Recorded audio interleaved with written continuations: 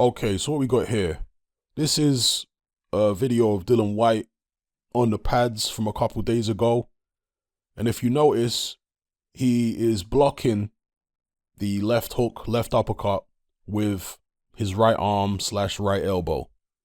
This was a move that he repeated several times during this pad session. Now, with Povetkin, it's not only the left hook and left uppercut you got to watch out for, he's got a very good right hand as well. I swear he knocked out Mike Perez, or certainly dropped him the first time with a right hand.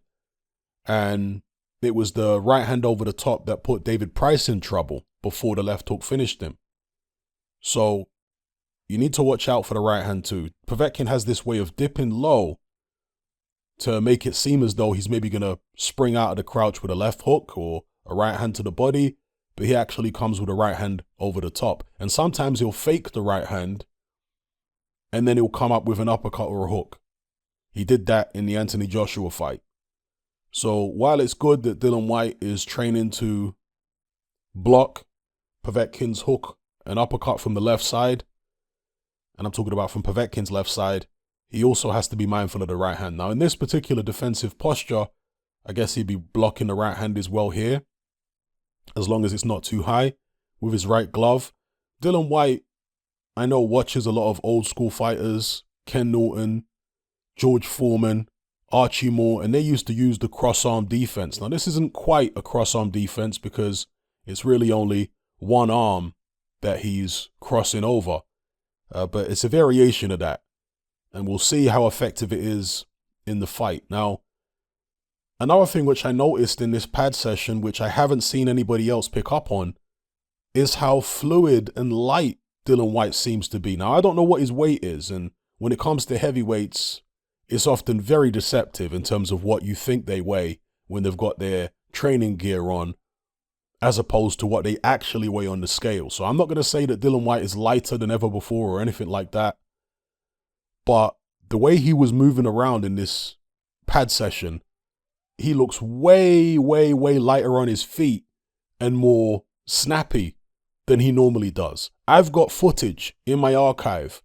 of Dillian Whyte hitting the pads, so I know what he normally looks like when he's on the pads. And trust me, people, he doesn't normally float around the ring like this.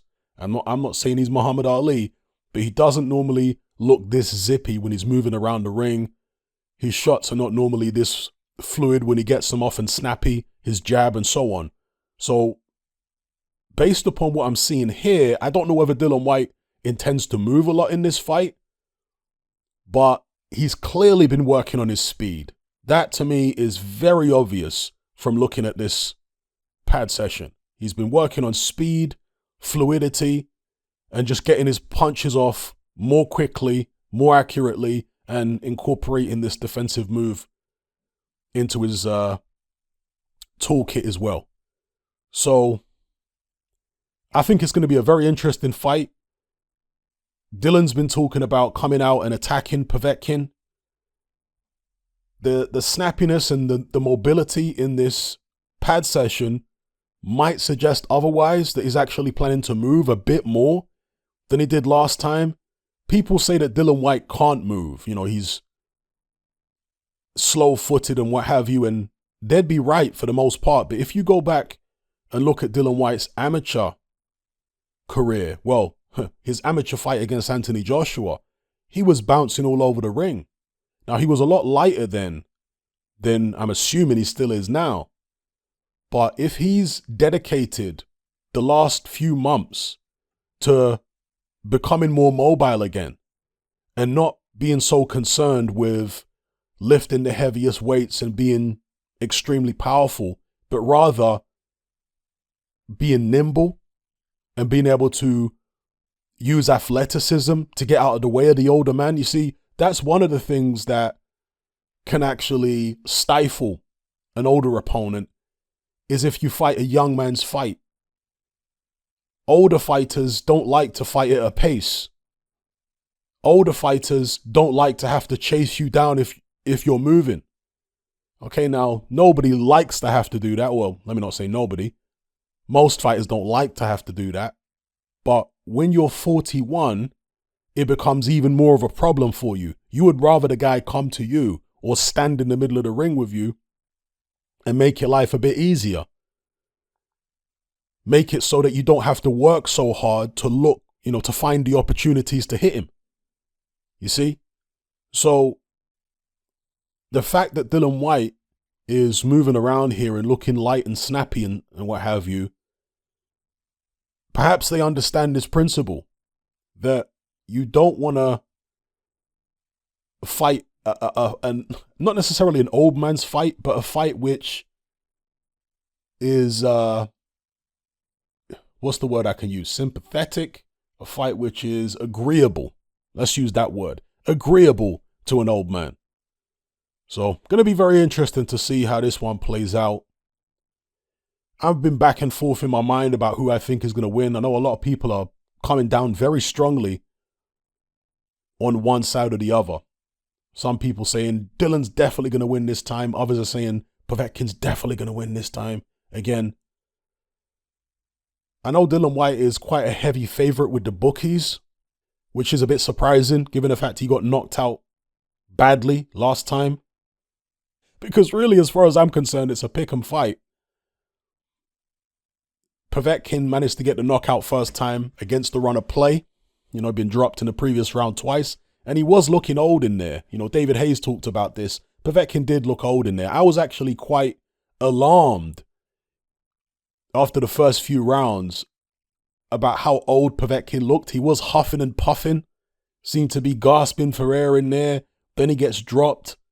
And I was thinking, wow, I thought Povetkin would put up better resistance than this. That's how I was feeling. By the end of the fourth round, I was like, wow, this is a bit anticlimactic.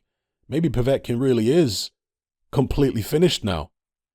Then he came out in the fifth and landed that tremendous shot and turned the whole thing on its head. But David Hay has said that Povetkin's going to have them same issues in the rematch. He's not suddenly going to be better and more athletic and so on. That is assuming he hasn't been over in Russia doing something he shouldn't have been doing. Okay? But I'm not making any accusations. I'm just going off his prior form. And of course, it would be perfectly fair to also level that suspicion at Dillian Whyte. Yeah? I'm very well aware of this. But I'm just talking about David Hayes' comments, whereby he said Povetkin is an old man. He's not suddenly going to get fresh and energetic and have better stamina in this fight, more so than the previous fight. It's not going to happen. It shouldn't happen, but if it does, I think people should ask some questions. And incidentally, there is apparently VAR testing for this contest. I don't have the article up on screen right now, but if you look it up on a search engine, you'll find out that they have publicly reported VAR testing for this contest. And hopefully that means that everything is on the up and up and both guys are not taking anything they shouldn't be taking. It shouldn't surprise anybody if either man wins, right? Because both guys were on the floor. Dillian Whyte was on the brink of victory, and then Povetkin snatched victory from the jaws of defeat. So realistically, there is no ridiculous prediction for this fight. It really could go either way. Could be Dillian on points, Povetkin on points, either man by KO. I think the least likely outcome for me would be Povetkin on points, although I certainly wouldn't dismiss it. I think Dillian on points would be more likely than that. I think win or lose, Dillian Whyte is probably going to have to overcome serious adversity in this fight. He's either going to be hurt badly or he's going to have to climb up off the canvas in order to win. That's what I feel. I'll be very impressed if Dillian Whyte manages to grab a victory here without being hurt or dropped. And I say that not only based upon what happened in the first fight, but based upon what has happened in Dillian Whyte's most recent fights over the past few years. In fact, if you go back and look at my prediction video, my preview videos for the first Whyte Povetkin fight, I said I expect Dillian Whyte to have to climb up off the canvas or survive a crisis. That's what I said before the first Povetkin fight, again, based upon what I'd seen happen to him in some of his recent fights. He was hurt against Mariusz Wach. He was down against Oscar Rivas. He was down against Joseph Parker. He was hurt against Robert Helenius, and so on and so on. And given the fact that he was knocked out badly in the first Povetkin fight, I'm expecting, win or lose, he'll have to overcome some type of crisis. He's going to get hurt. He's going to get dropped. That's what I'm anticipating. And of course, we know that he has climbed up off the canvas to win before. He did it against Joseph Parker. He did it against Oscar Rivas. So it's something he can do. It's not like if he gets dropped, obviously in the first Povetkin fight, he was dropped so heavily that there was no getting up from that. But if he's dropped not quite so heavily, like against Parker, Rivas, and so on, he can get up to win. He's done it before. But yeah, I just look at Povetkin's style, his skill, his very short punches, Dillian Whyte's propensity to slug it out up close because he is a warrior. Dillian is a very rough man. And he likes to play rough, and he gets carried away with the roughness. I mean, we've seen in many fights, Dillian Whyte will fly in to finish opponents off quite recklessly. We saw that against Oscar Rivas, and I didn't pay for it in the Rivas fight. But he could pay for it here because there are people criticizing the fact that he didn't jump on Povetkin when he dropped him in the first fight, including David Haye. Well, at the end of the day, yeah, you could say if he jumped on him, maybe he could have got him out of there, but maybe he could have got caught trying to get him out of there. Because when he did get caught in the fifth, it wasn't when he was moving away. It wasn't when he was trying to box at long range. No, it's when he was stood in the pocket with Povetkin, which is something myself and many others warned about prior to the fight that he shouldn't do. Povetkin's got the shorter arms. Barry Jones was talking about it in the, on this video, right? This is a video on the Sky Sports Boxing YouTube channel, and Barry Jones is talking while Dillian Whyte's working out, and he's saying the reason Dillian got caught is because he was up close with Povetkin. You don't want to be up close. You want to keep it long. If you keep it long, that's where Dillian Whyte has the advantage with the longer arms. Povetkin with the shorter arms up close, the tighter hooks, he's more dangerous there. You don't want to be in his wheelhouse. Get out of there. If you're going to be up close on Povetkin, make sure you're pushing him back. Make sure you're smothering him or something. Don't be allowing clean punches to be exchanged when you're both up close. That's a very dangerous position to be in. Now, if Dillian Whyte did catch Povetkin up close while they're in the middle of the ring exchanging, yeah, he could hurt Povetkin. He could drop him. But it's what are the odds in that position when they're both relatively fresh of Dillian Whyte landing a big hurtful shot before Povetkin does? I mean, we saw in the first fight that Povetkin was the one who landed first in that situation. So I agree with Barry Jones. If Dillian's going to be up close, wrap him up or smother him, push him back, but don't just stand there exchanging clean shots up close. That's just a recipe for disaster. He should have learned that from the first fight. His team should have learned that.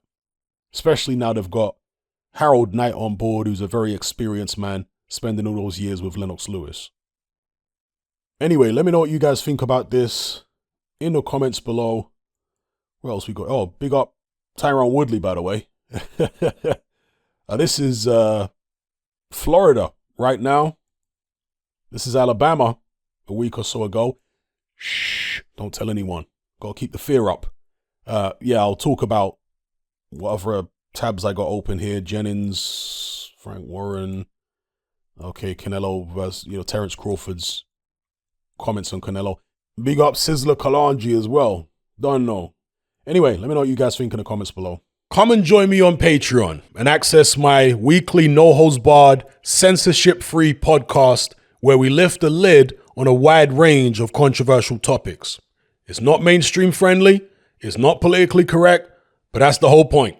We dare to stand as a beacon of reason against an army of insanity. Just head on over to my Patreon page and select the tier called Hatman Hot Topics. You'll gain access to a minimum of 2 hours of exclusive content every single week, including podcasts, videos, interviews, live stream Q&A sessions, as well as my popular Confessions of a Nightclub Bouncer series. Not to mention a vast back catalog of hundreds of hours of previous episodes. You can listen via the Patreon app with the option to download in high quality MP3. We've also got a Discord server where you can come and chat and hang out with myself and other members. There's no contract, no commitment, and you can cancel at any time. So come and join our community of free and critical thinkers by signing up with me here on Patreon today.